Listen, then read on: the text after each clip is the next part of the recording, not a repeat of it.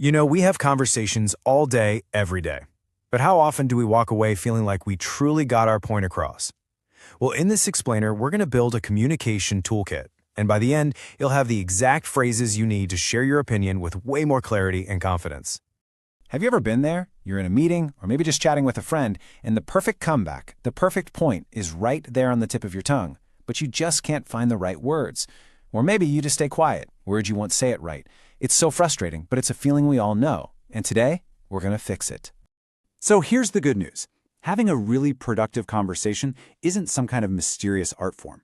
It actually breaks down into 3 pretty simple stages. We're going to walk through each one: how to ask for an opinion, how to state your own, and then how to respond. By the time we're done, you're going to feel so much more empowered in any discussion. All right, so let's start at the very beginning. Every good conversation starts with an invitation. Before we can jump in with our own ideas, we have to open the door for other people first. So this first stage is all about asking.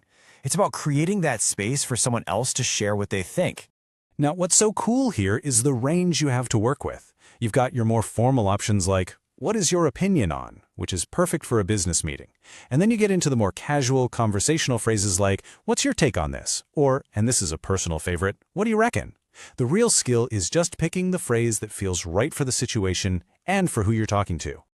Okay, so you've opened the door and invited them to share their opinion. Now, it's your turn.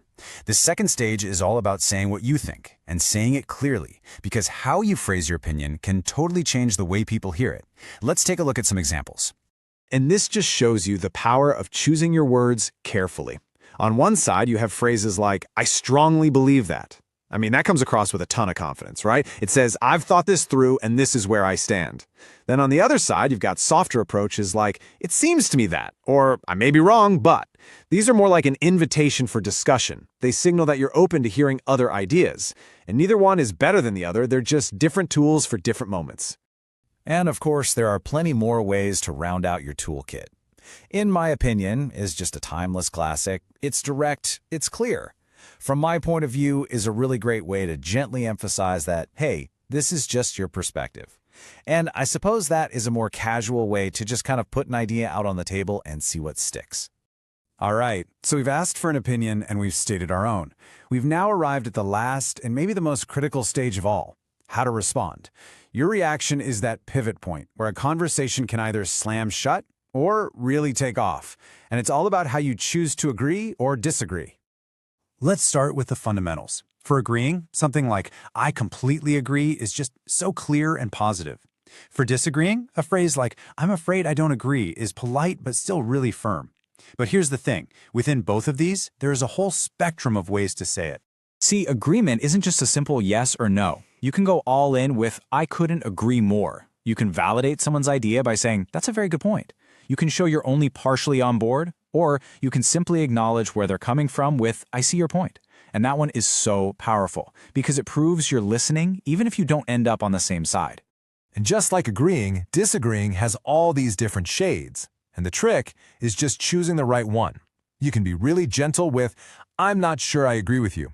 You can be formal and polite with, "I respectfully disagree." Or sometimes you need to be direct and firm. Just remember, the goal is never to avoid disagreement, it's to handle it in a way that keeps the conversation moving forward. So, there we have it. That was our journey through the 3 key stages of a great dialogue: asking, stating, and responding. You officially have a complete toolkit of phrases to help you navigate any conversation with a lot more confidence. So let's put it all together in one simple cheat sheet. Think of this as your go-to guide. When you need to ask someone something, try, "What's your take on this?" To give your own opinion, "From my point of view," works great. To show you're totally on board, "You're absolutely right." And to disagree but respectfully, "That's not how I see it." Simple, powerful phrases that pretty much cover all your bases. Because really, at the end of the day, these phrases are so much more than just words. They're tools. Tools for connection, for understanding, and for making progress. They give you the power to engage more deeply with all the ideas and the people around you. So the only question left is, now that you have the words, what important conversations are you ready to start?